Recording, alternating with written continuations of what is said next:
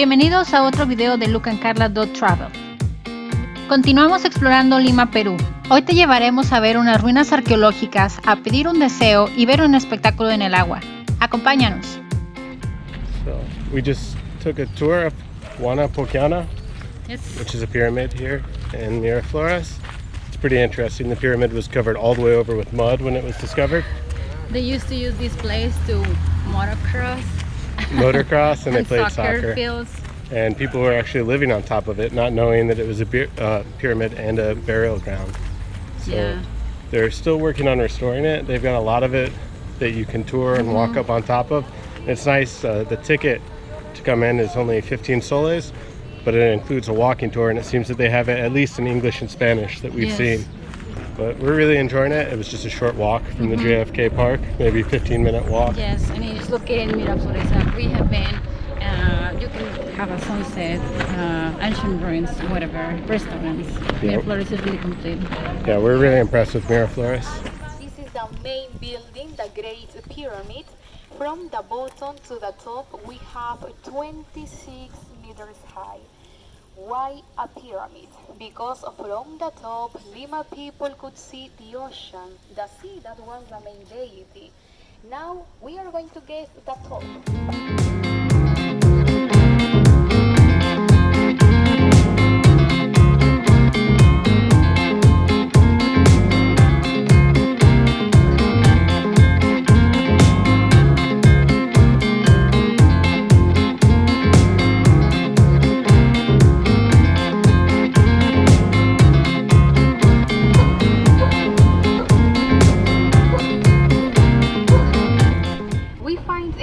More characters from Lima culture. In this case, they are named adoberos. So the way of vestment is a copy after the findings, and the characters are in real scale after archaeological studies. First, the adobero should press the mat with the feet in order to add crushed seashells, water, mixing everything and giving shape by hand, as you can see here. So when adobitos were ready, they were placed over the ground to be dried by the sun. Probably in summer it lasts 4 days, but imagine in winter, approximately 2 weeks. According to the studies, 200 years were needed to finish all the construction of Pucllana, most of the time in the Great Pyramid. Millions and millions of mud bricks to make a solid pyramid. So we need to wait 30 years more to finish with the studies. This is pre-Inca site, but who knows in future in the other side of the pyramid. This is the end of our visit. Thank you so much for your attention. So we're here in the little museum at the entrance to the pyramid, and it's pretty cool. It gives you a little background of the Lima culture before you go on the tour. You're also able to stop here on your way out. So we just took an Uber from Miraflores, and now we're in Barranco, which is like probably the most hip neighborhood supposedly in Lima. Y estamos en el puente de los suspiros y cuenta la leyenda que si lo cruzas sosteniendo tu aliento, al final tienes derecho a un deseo. Entonces vamos a probar. Alright, so we're about to cross the bridge here. We're going to try to hold our breath for 30 meters as we cross. This is going to be hard for Karla because she has really small lungs. Ready?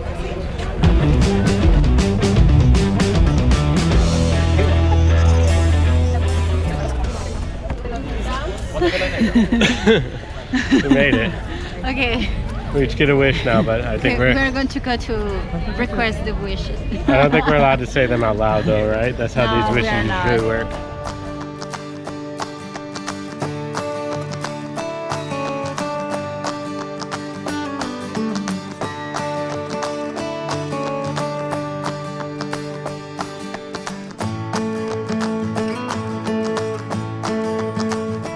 I'm gonna say that my wish wasn't for a beautiful sunset tonight, but it looks like we're gonna find one anyway.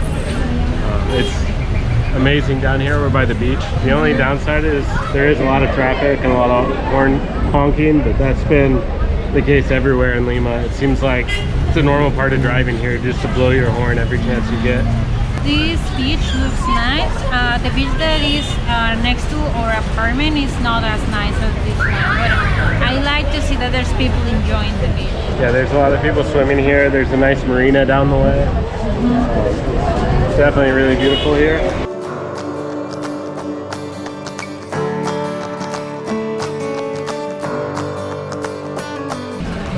So we just made it here to a place called Restaurant Javier, and we're gonna try to find a place here on the terrazzo where we can see the sunset. Hopefully we've got about an hour until sunset. Let's continue forward and see what we find. This has been a busy day, so we decided to stop for some drinks. Yeah, and we saw they have Carla's only weakness, pina coladas. Yeah, I know that it's typical pisco sour. We already had pisco sour in Machu Picchu, but I'm craving pina colada. Especially because it's been a hot day and we were talking about dessert, and that's one thing about pina coladas. It's pretty much a dessert and a drink all at once. It's very icy, but after that we are going to order like typical dessert. I will show you when I order it, but it looks delicious. That the way she described it, it was like, oh, I want that. It's some type of like fried batter that has camote and flour in it. Yeah, and so sweet potatoes. Yeah. So we're looking forward to it. Hopefully it's as good as they made it sound. Yeah. Just exactly what I needed. Well, our picarones, which is what the dessert is that we're getting is called, haven't come yet, but we're gonna go enjoy the sunset right now. So come with us. Come.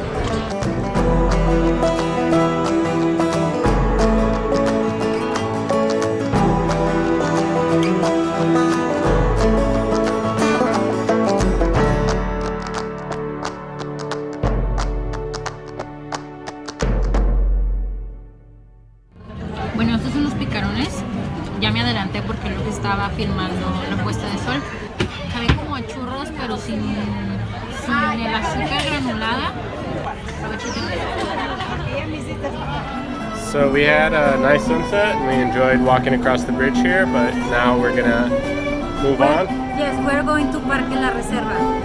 So what is Parque La Reserva? Oh, there's a light show, so we are hoping to go there. People say that it is really good, so I have really high expectations. It's like a light and fountain show, right? Yes, it's fountain and light So show. water and lights. Should be good. We're excited.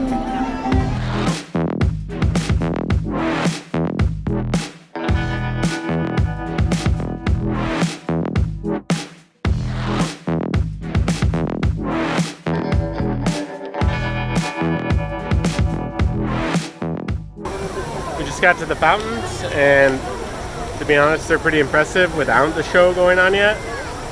The name of the park is Parque de las Reservas, and the show is called Circuito Mágico del Agua. It's crazy. There are a million kids here because kids 5 and under get in free. The line was crazy because we showed up about 15 minutes before the show starts. But we're excited to be here, and I think it's going to be pretty cool. La fila mide como 100 o 200 metros. In general, like there was no real end to the line. It was just people walking that direction from the parking lot. It is really not organized. I'm expecting a lot about the show because it is really famous. When you look for what to do in Lima, this attraction is like number 1, number 2 on the list. Yeah, so we're going to share it here with you, and we'll let you know what we think, but hopefully you guys like it too. It costs 4 soles per person. So can't beat that price.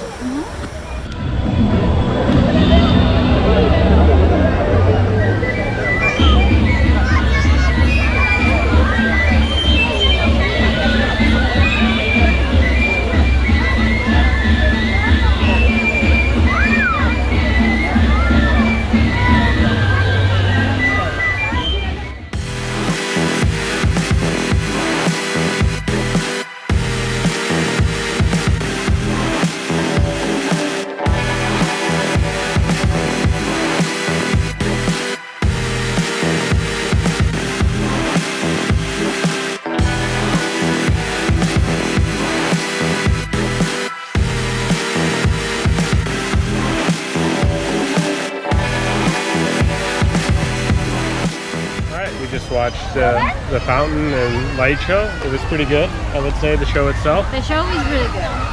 But we had a lot of people coming with their kids and like pushing people out of the way. A lot of people like trying to get their selfie stick like right in front of everyone. Yes. Just a lot of rude, disrespectful people. Almost at the end of the show, I have a selfie stick on the top of my head. There was people recording the live show with flash. So all those flashes, it makes that you see less in general. It makes everyone else's video worse. Yes, like whatever. I just recommend you that you are really short than me and you want to see the full show, like in front, you get here like maybe 40 or 30 minutes and you have to be in front. So maybe that won't be a lot of fun for you. It's also probably Saturday night is a bad night to come. But I enjoyed the show, but also it's kind of a windy night. And I think that the wind was blowing away some of what they were trying to project onto. Sí, el show es muy bonito.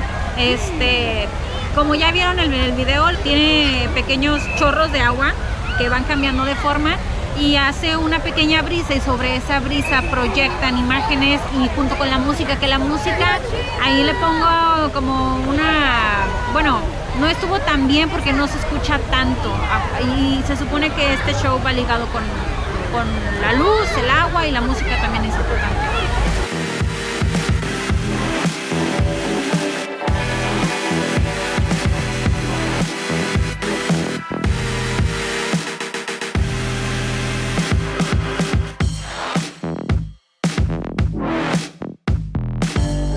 Nuestro camino por Perú ha terminado.